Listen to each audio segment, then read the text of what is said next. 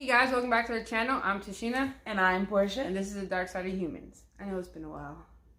Life happened. Life happened. Did you miss me? So today we're going to be talking about Steven Avery. I'm pretty sure all y'all have heard of Steven Avery or and also his story. His nephew Brandon Dassey. Yes, because it's like one and then two and then they're connected. Okay. So let's get into it. Are you ready? We're back. Okay, now this is a case of did they do it? Off top, before I'm explain anything to y'all, I don't feel like he did it. I'm gonna let you guys give your opinions later after you get some more knowledge to the story. Now it's all over Netflix, and it's like one of my favorite Netflix documentaries. It's called How to Make a Killer or How to Make a Murderer. A Murder, yeah. And so it starts off with Steven Avery, who was convicted of rape. And he did 18 years in prison for a rape he did not commit. Now, the girl said it wasn't him. He said it wasn't him. All the evidence pointed to another man. But Steven Avery and the sheriff department, they're a family. And they had like this type of family rivalry going on. And the wife to the sheriff said that Steven got like smart with her and, you know, all this whatever. So they had it out to get that. They had it out for him, hands down. They didn't like that the Avery family were messy, dirty, sloppy. Yeah, like the lower part of the, you know, you have the rich part and you have the... They earned on the junkyard, and they felt like they, like... were the trash of the city. Yeah, and they brought shame to their family's name. Yeah. So the woman that was raped told him straight up, like, the guy who raped me, he had on white underwear, he looked like this, blah, blah, blah. Steven Avery didn't wear no underwear. He never wore underwear. He didn't even own a pair of underwear.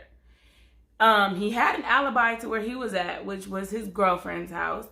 But the cops made it a point. They started telling the victim, if you do not testify and say it's him, you're going to go to jail for obstruction of justice. So she folded. She said, okay, it was him. She worked with the Innocence Project to get him free. He did 18 years in prison, got out. Now, he out. He wrongfully convicted. They finally got DNA, all that, to go against him. He has all this stuff that's been hidden, all this evidence that they tried to hide. Now, he's set up to get $53 million. 53 or 50? It was like... It was a lot. It was like 50. It was like 5,300 million or something like that. It was a lot. It was a lot of money, and it was going to bankrupt the town. Yeah. It was going to just... It's a small city, a small town. Yeah. So, right before his payout, he's arrested for murder. Now, the Avery family, they get old cars, and then they had this... She was like a reporter, photographer, that would list the cars for them in her little newspaper. Yeah, she'd take photos of them, of the cars, and then list them. So she had an appointment to come over to the house. Steven was not there, but she knew where the car was. She knew all that. She was going to take the photos. She never made it back home. Now, her name was Teresa Halbach, which was also a distant cousin to Steven's nephew, Brandon Dassey. Now, they interviewed, the police went, didn't find no evidence of nothing. They did 5 searches. On the 5th search is when they mysteriously found all this evidence. And then they got his nephew, Brandon Dassey, which he is not high on the intellectual He has a very roster. low He has a very low IQ. And basically, it's not politically correct to say retarded anymore. Fuck that piece of shit. He was retarded. And they got him, and they was badgering him. Mind you, he's like 13 years old. And they should have had a parent in the room with him. But that whole family is not very bright. Yeah. So his mom let him get interviewed without anybody there because she didn't know no better. Yeah. So finally, they're telling this boy, if you tell us you did it, we'll let you go home. If you tell us you did it, we'll do, just tell us this, tell us that, tell us this, tell us that. They're leading him the whole interview, and you can tell he's being fed this information. And it's so sad because you see him not knowing what to say. And there's like, no, something happened to her head. What happened to her head? And he's like, she was scratched. She was choked. Like, they're like, no, something else happened to her head. They're trying to get him to say she was shot in the head. So finally, they get to, she was shot in the head. And then he was like, they tied her up. They did all this other stuff, which he did not. Everything was fed to him. Mind you, her body was never found. There was bones and stuff found on the property, but it was never confirmed that it was hers.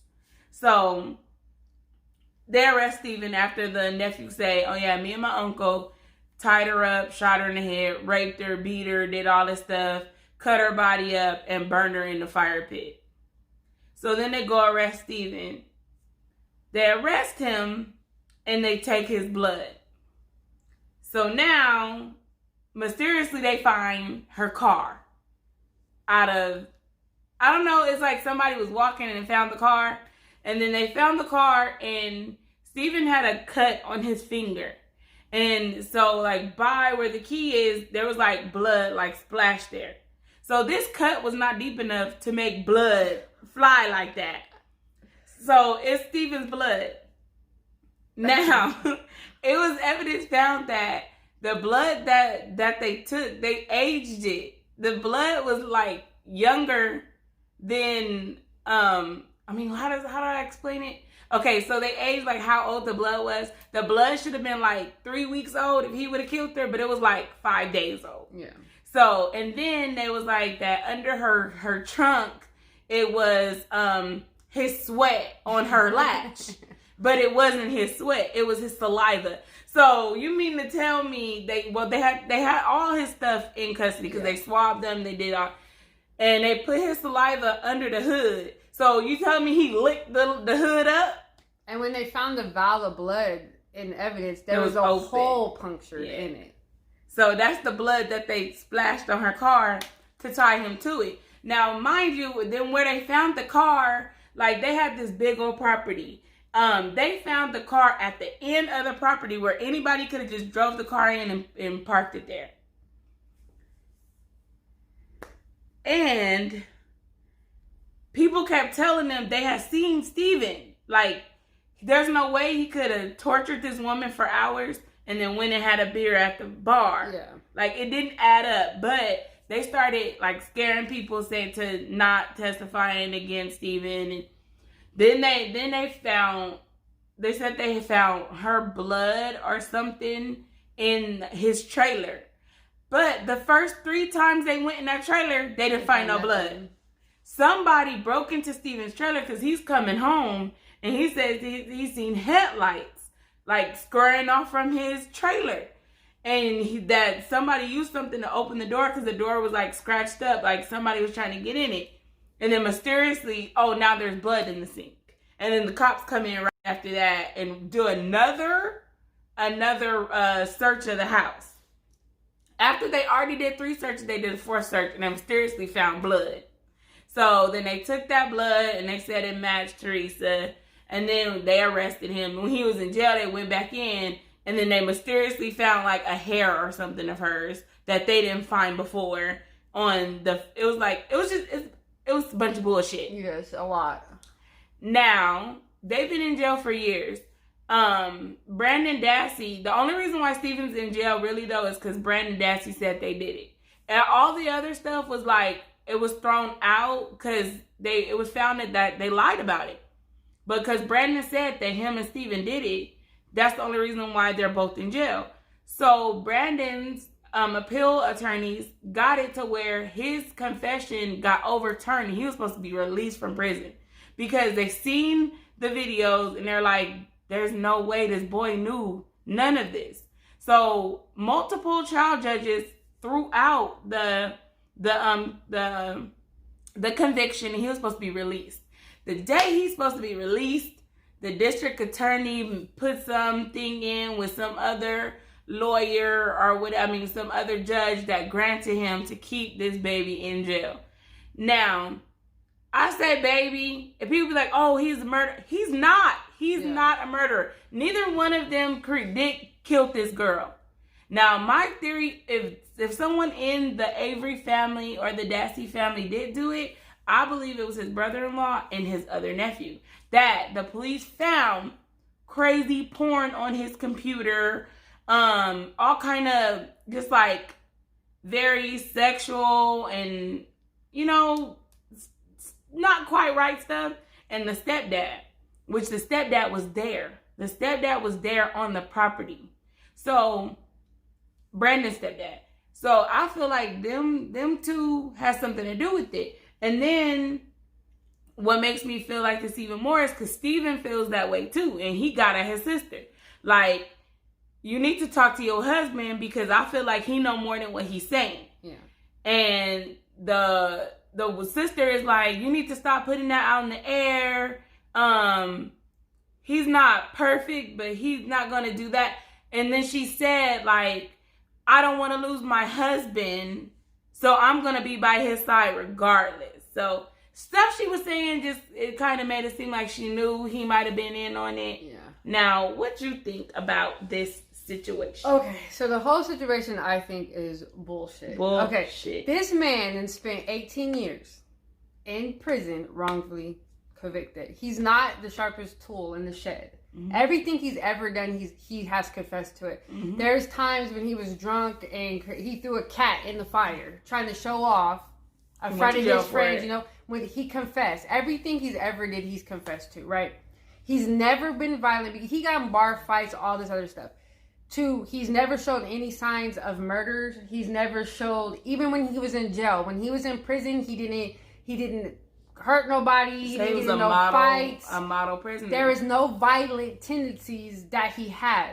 So he gets out of prison. He's about to get money. He's about to get, you know. And he gonna murder. Why all of a sudden are you gonna murder somebody and then leave evidence in your house? Literally, the pit that they supposedly burnt the bodies in was right in front of his house, like right in front of the door. Yeah.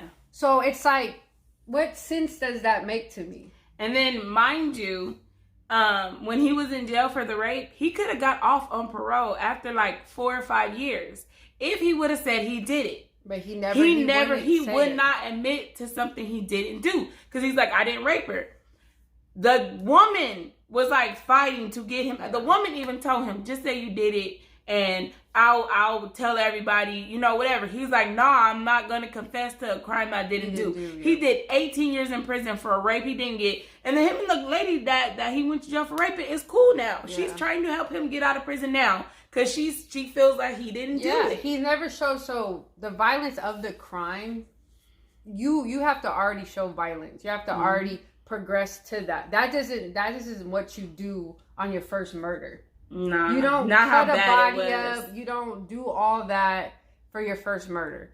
You don't will nobody in that. Like the fact that they're saying like, oh, he forced his nephew to help him. Yeah. Most murderers do it on their own until they find that, okay, I can really trust this person. And he lived in that town his whole life. All he's really done is the bar fights. He's got drunk. He was, stuff like that. All of a sudden, you're going to murder somebody after you get out of jail. He wasn't even out of jail that long. Millions. He wasn't even out of prison that long. And then on top of that, so he could have took a deal. They were trying to give him a deal. And he wouldn't take it. He wouldn't take it. He wouldn't take it. He could have took the deal, did 10 years, and got out and had all his millions. But, and this is why I feel like the police in that town ain't shit. And they did it because they wanted to not bankrupt the town.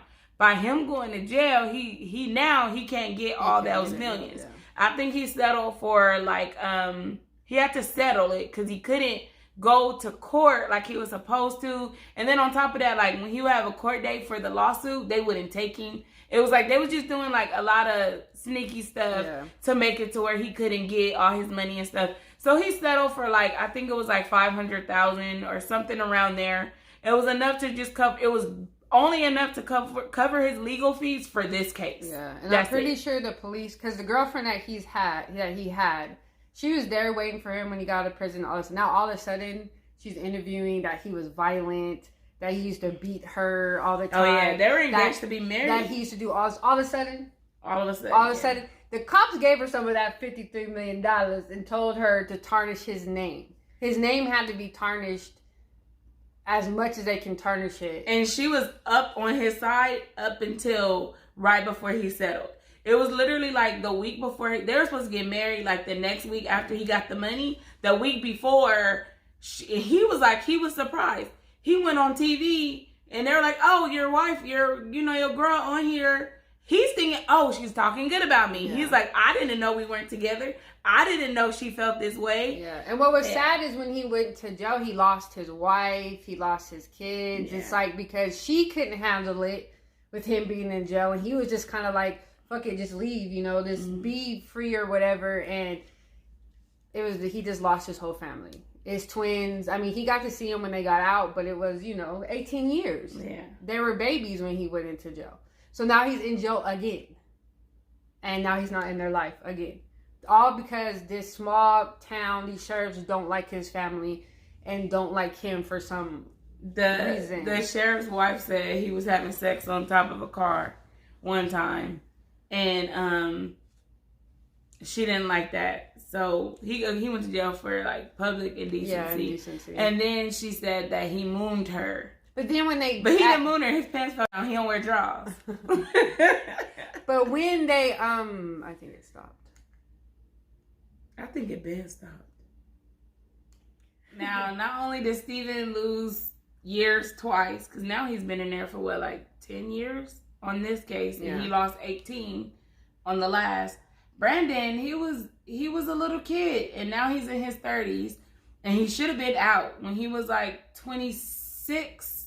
They had overturned all his stuff, and then they stopped it. And I get it. The family wants answers, and they want somebody to answer for the murder of their family member, which I would want that as well. And I do want the person that did it brought to justice. But I don't feel like it's Brandon Dassey or Steven Avery. The guy who raped the first woman, that's now he's in jail or whatever because he raped multiple women after her. The same thing is happening. Potentially somebody else can be murdered because they have the wrong person in jail. Just like the Gregory Ames, I think was his name, that raped the first woman. And they knew his name because people had reported him being a peeping Tom and all of that. And they overlooked everything because they wanted to get Steven. My opinion, he didn't do it. My opinion, he didn't do it. It doesn't make any kind of sense to me that this man spent 18 years in prison and then he's going to turn around and kill somebody. And be so sloppy about it to go back to jail. It doesn't make any sense to me. None. So are the cops so desperate that they got somebody to kill this lady? Or did they stumble upon a crime and then decide to be like, oh, let's tie it on him? Or were they so vindictive enough because they didn't want to pay this man his money that this lady had to lose her life for them to frame this Steven Avery to go to jail? I think they killed two birds with one stone. I feel like the cop killed her.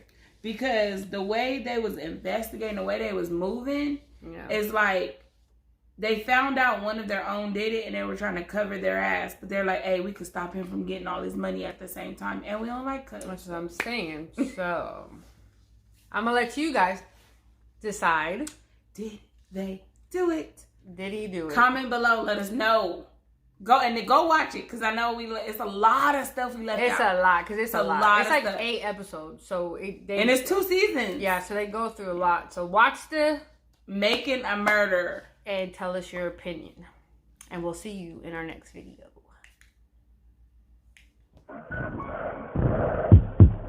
It was a nightmare.